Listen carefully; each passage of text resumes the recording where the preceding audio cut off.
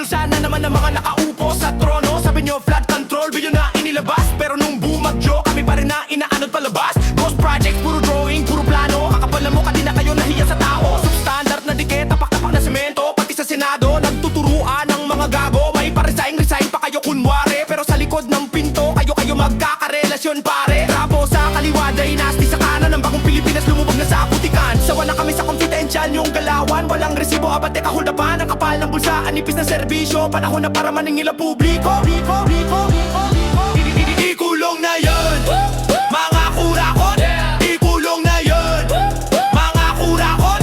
Wala kaming pake kung sino ang tatay mo. Wala kaming pake sa apelido nyo. Isa lang ang sigaw ng buong bayan. Ikulong na yun. Pag-usapan naman natin ang inyong intelligence. Bilyon-bilyon ang budget pero walang competence. Tipid hanggang OVP. Saan ba napunta? Sa secret fund daw o sa bulsa ng inyong barkada? Nagaway-away na nabuwag ng unitiyong kasi nagkabukingan na sa hati na ice cream. Mayon nagtuturuan, sisihan sa media pero pare-parehas lang kayong may mansa. Pugo sa likod mga mayon na peke pati birth certificate na bibili sa tabad. May ginawa nyo sugalan ng aming kinabukasan. Tapos magtataka kayo kung bakit may akalasan. Tax ng ina mo, bantayan mo.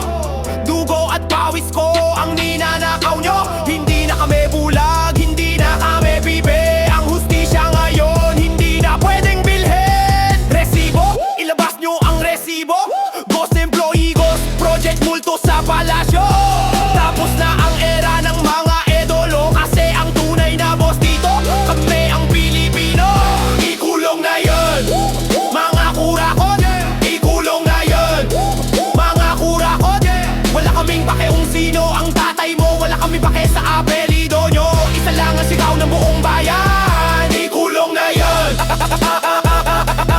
ikulong na yun, ikulong na yun, ikulong na yun, ikulong na yun. Issuing funds.